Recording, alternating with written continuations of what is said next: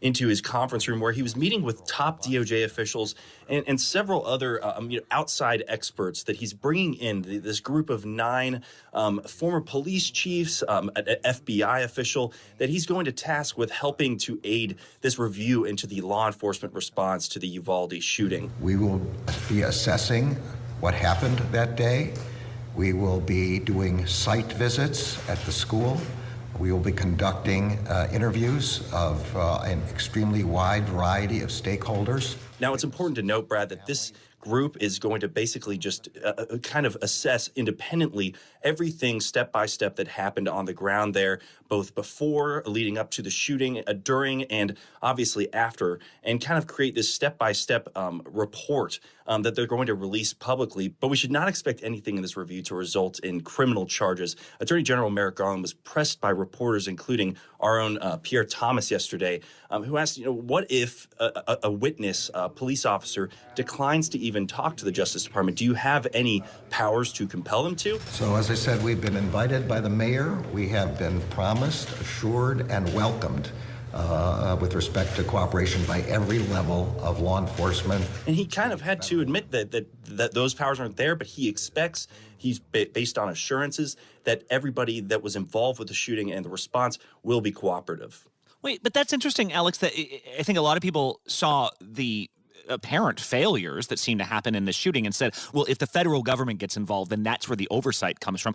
Who would hold if not the Justice Department, who would hold local police accountable? Yeah, I mean, there's just not many mechanisms to hold police accountable in situations like this. And also, there's just many protections for police in terms of civil lawsuits when it comes to something like negligence. So it's really just unclear at this point. But again, the federal review, this was something that was conducted following the 2015 San Bernardino mass shooting, the shooting at the Pulse nightclub. And nothing in those reviews ever resulted in anything more than, an evaluation of, potential failures in the response by law enforcement, but nothing resembling criminal charges or a suggestion that those should be brought against officers. We turn now to the arrest tonight, the suspect accused of planning to kill Supreme Court Justice Brett Kavanaugh. Threats of violence and actual violence against the justices, of course, strike at the heart of our democracy, and we will do everything we can to prevent them and to hold people who do them accountable. And if we're talking about gun violence and we're talking about this frustration with the federal government, all that seemed kind of intersect yesterday when we learned that a man was found outside the home of a Supreme Court justice and apparently said he was there to assassinate Brett Kavanaugh. What is the Justice Department saying about what happened at Kavanaugh's house? Yeah, this is some really chilling details in these court filings that came out yesterday, Brad. So basically, yesterday morning around 1 o'clock, a man steps out of a taxi cab in front of Justice Brett Kavanaugh's home in Chevy Chase, Maryland.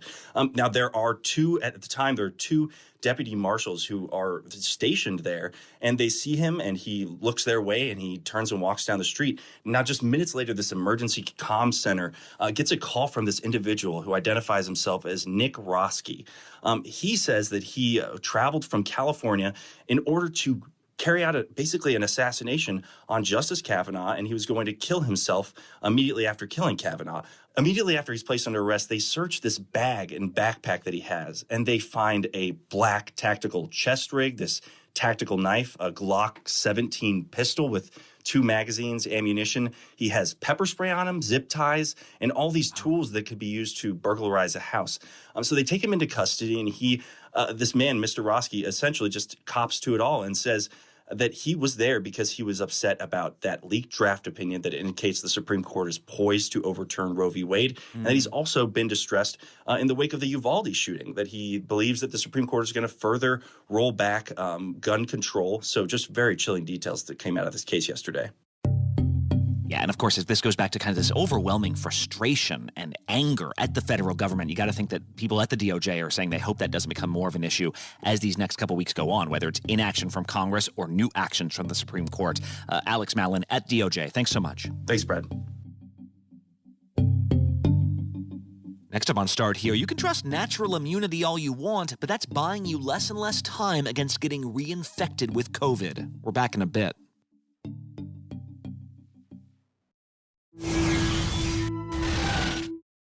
With so much at stake, so much on the line, more Americans turn here than any place else. ABC News World News Tonight with David Muir. America's #1 most watched newscast. Now streaming on ABC News Live.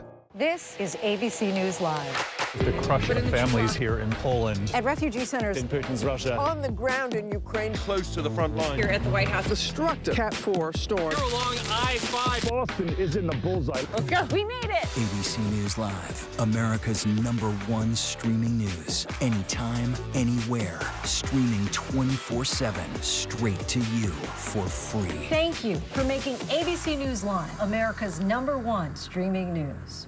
Admit it, these days, what you need to know seems to change just about every day. What is it that you really want to know, need to know? To help you not just get through your day, but to make the most of it. Feel smarter. Feel better. Feel happier.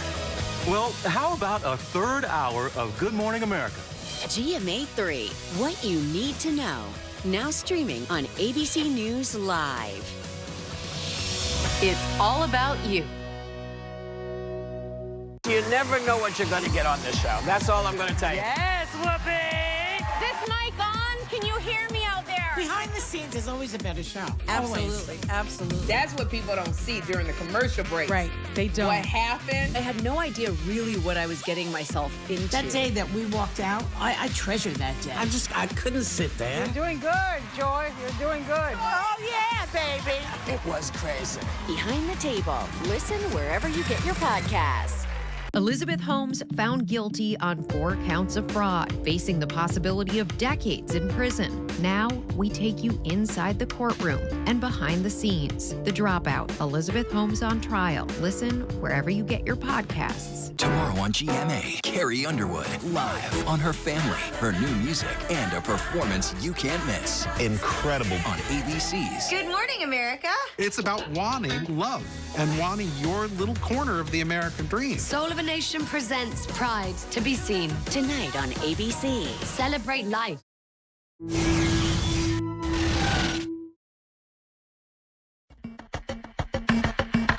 I mentioned a few weeks ago, I got COVID in early May, along with 161,000 other people that day, and it was terrible. Even though a doctor would consider my symptoms mild, let me tell you, it does not feel mild. It is the sickest I've been. And yet, the only silver lining of all that was thinking, whew, at least I can't get COVID again for a while. Generally, that's been the thinking among doctors, that if you are vaccinated and boosted, you're already at lower risk. And if you've also built up some natural immunity, you're a breakthrough case, well then, you're practically bulletproof. The immunity is not set in stone. The immunity changes and unfortunately decreases over time. But in recent days, that theory has been challenged because more and more often, people are not just getting COVID, they're getting it again and again.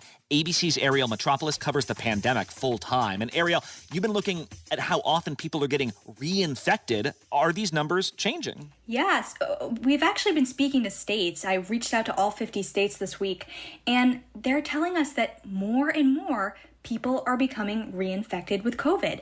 And we've had such little data on reinfection. It's been so anecdotal, but Brad, I don't know about you, but so many people in my inner circle, I can rattle off a dozen people who have been reinfected in the past few months. So we've known that it's happening. We just don't know how much and how often. Although most states don't have this data, 24 states, so nearly half the country, confirmed a total of 1.6 million COVID reinfections since at least the onset of the pandemic. Since the onset of the pandemic, how often are people getting reinfected? Like, there's a big difference between getting reinfected every 2 years versus every few months. So I think it depends on the person. Some people we've heard about have been reinfected within 90 days of getting that initial infection. It seems rare, but it is happening. The CDC even confirmed that.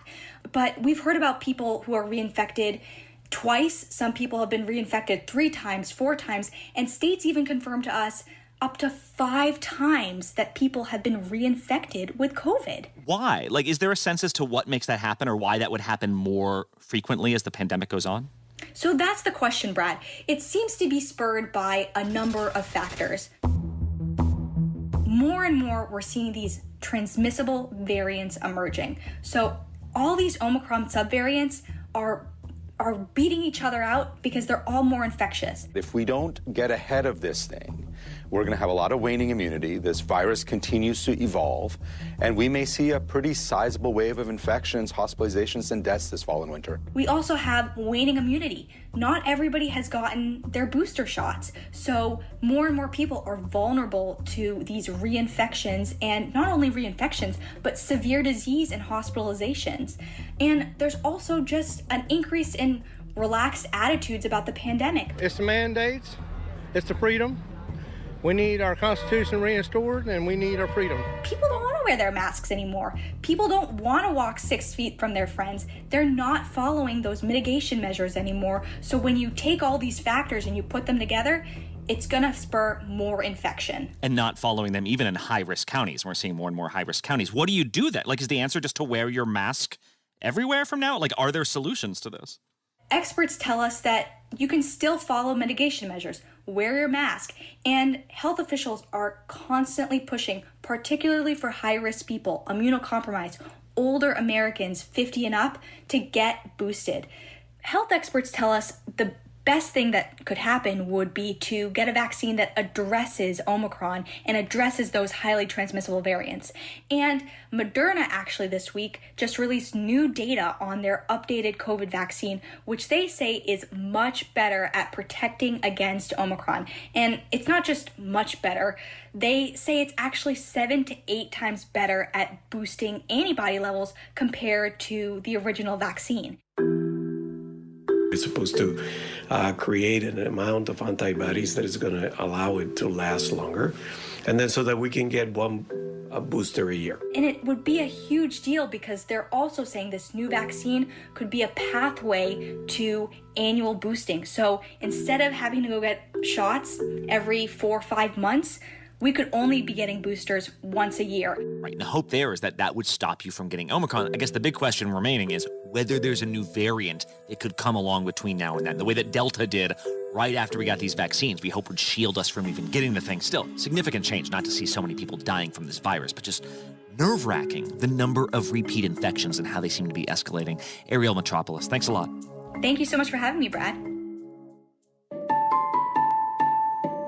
I feel like every Tuesday recently, there's a new set of primaries on the docket, and the big question of almost all of those nights is about party orthodoxy in the Republican Party, right? How much sway does President Trump hold on conservatives? Here are the results for Proposition H, the recall of Chesa Boudin.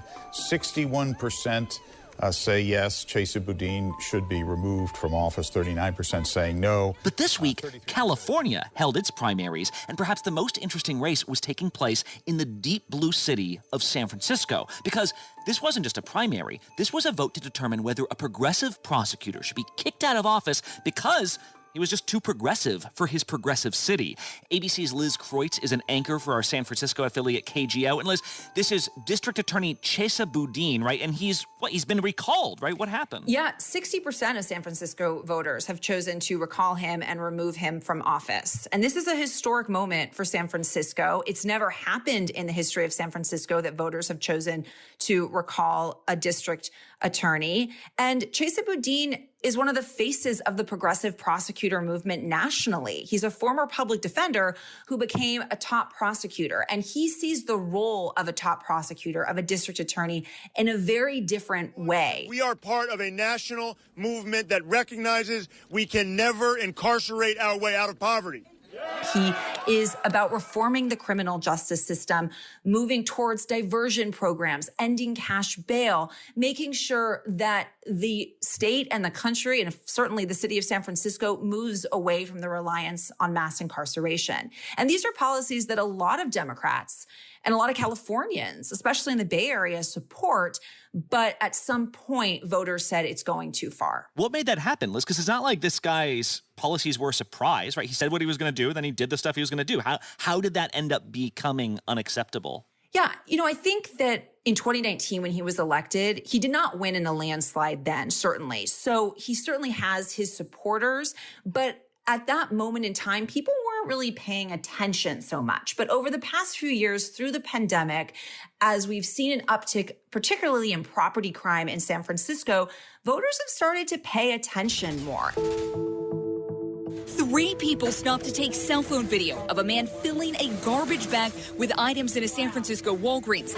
But that didn't discourage the theft. I'm sure you've seen the viral videos that have been posted showing people walking into Walgreens and just taking bags of things and walking out, shoplifting with a security guard looking on, not doing anything. Right. Then there's the smash and grabs at Union Square at the high-end stores like Louis Vuitton, where dozens of people will just go in and grab everything they can. Victoria's Secret is a main target, Shoe Palace, all shoe stores, Nordstrom, Bloomingdale's, honestly, anything that they can get. And then you have just the day-to-day quality of life issues impacting people in San Francisco, specifically around car break-ins, garage break-ins. Broken glass is such a common sight in San Francisco. So are clips of criminals breaking into cars, even with people inside them. I can tell you that you can't really park your car in San Francisco right now without the fear that it's going to be broken into. And people are fed up with that, and they're looking to the district attorney to make some change. When you have a city of residents who are telling you that things are different now, that things are worse, that they feel less safe, as the district attorney, it's your obligation to listen to them. But what's interesting here, Brad, is that violent crime in San Francisco has actually not gone up. It's property crime that has gone up. And it's those crimes, those low-level crimes that Chesa Boudin himself has said he doesn't want to focus on or not prosecute like he would violent crimes. If there's no consequences to these actions, what is it telling our community? It's also telling the perpetrators they can do this over and over again. But a lot of San Franciscans, especially small business owners who are repeatedly having shoplifters come into their stores and walk out seemingly without consequences, they say that more needs to be done to crack down on those kinds of crimes. Like it feels lawless, right? So then I'm wondering, what is next for prosecutors like Boudin? You said there are several in this crop of progressive prosecutors. Like if crime numbers don't improve in these cities, what happens? You know, it's hard to say what the future of the progressive prosecutor movement is. George Gascon is in LA right now. He is also facing a recall election. We'll see the outcome of that. There's Larry Krasner, the district attorney in Philadelphia. He won re-election handily last year. So voters there voted to keep him in office. This is a movement, not a moment in history. Chesa Boudin will say he's going to continue to keep fighting, but there's no way that this isn't on some level a setback for the criminal justice reform movement and for this progressive prosecutor movement nationally. And especially big picture as we look toward the midterm elections, there is a sense that there are Democrats who are looking for a change. And although Democrats do want some of these progressive policies, there is a limit to how far voters are willing to go. And especially in these cities, you think that are kind of under one-party control, right? That you can talk about progressive values or conservative values, but when those become real policies in your neighborhood, what does that look like? And are you comfortable with it? We'll see what happens next in San Francisco. Liz Kreutz from KGO. Thanks. Thanks, Brad. And one last thing. There's a very short list of greatest golfers of the last 30 years. At the top of that list is Tiger Woods. Right behind him is probably Phil Mickelson. I've had a lot of incredible memories that have been formed and experiences that I've shared, tournaments that I've won and been a part of. Well, later today, Phil Mickelson will play in a golf tournament that, sorry golf, most of us probably won't watch. But what is interesting here is that this golf tournament is not sponsored by the big established golf leagues. It's a brand new venture called LIV Golf. We're here at the Centurion Club for the first LIV Golf tournament. As you can see behind me, the build out here is pretty amazing. Golf course is fantastic. Over the last several months, this group has managed to lure players like Mickelson away from the PGA with the promise of huge paydays. Mickelson has been criticized not for making extra money, but for where that money is coming from. When recently asked about the league by golf writer Alan Shipnuck, Mickelson described the Saudi-backed investors behind it as, quote, scary mother effers to get involved with. Because this new golf association is directly sponsored by the government of Saudi Arabia. You know, the government that allegedly murdered a journalist that spoke out against it and is accused of numerous human rights violations. You know, all the golf that I've played around the world in all the different countries and different tours that I've played on, I don't see why this should be any different. And critics have a name for this sort of thing, sport washing, where a government directly invests its money in a respectable, well-attended sport with the intent of bettering its image. I don't condone human rights violations at all. I I don't think nobody here does. Recently, there was a trend of repressive regimes buying sports teams. I'm not talking about wealthy people from those countries. I'm talking about, like, Abu Dhabi itself owns the soccer giant Manchester City. The Saudi government just bought the struggling English club Newcastle United. Mahrez could score again for Newcastle. What about that for a finish? Cool, calm, collected. The big difference with this golf circuit is this is the first time top American athletes are shunning the establishment explicitly to take more money from one of these authoritarian regimes. This would be like if Tom Brady decided to launch the Chinese rival to the NFL. So at a big press conference this week with the new LIV Golf players, things got chippy. If Vladimir Putin had a tournament, would you play there? I don't need to answer that question. Sorry? I don't need to answer that question. LIV Golf's first round is getting underway in London today. They promise it will be a new, exciting format, but the biggest unknown is whether the Saudis are able to grow this into the dominant league and whether fans will be teed off. Mickelson has apologized for his comments about the Saudis being scary, but he's still playing today. Like, that did not stop him from signing his contract. Hey, big news. Later tonight, the January 6th committee, you know, the congressional committee that's been examining January 6th for a year now, they are presenting their findings on primetime. ABC News will have live coverage of this with David Muir. You can check that out later tonight on abcnews.com or the ABC News app, or, of course, check in with us tomorrow morning. I'm Brad Milkey. See you tomorrow.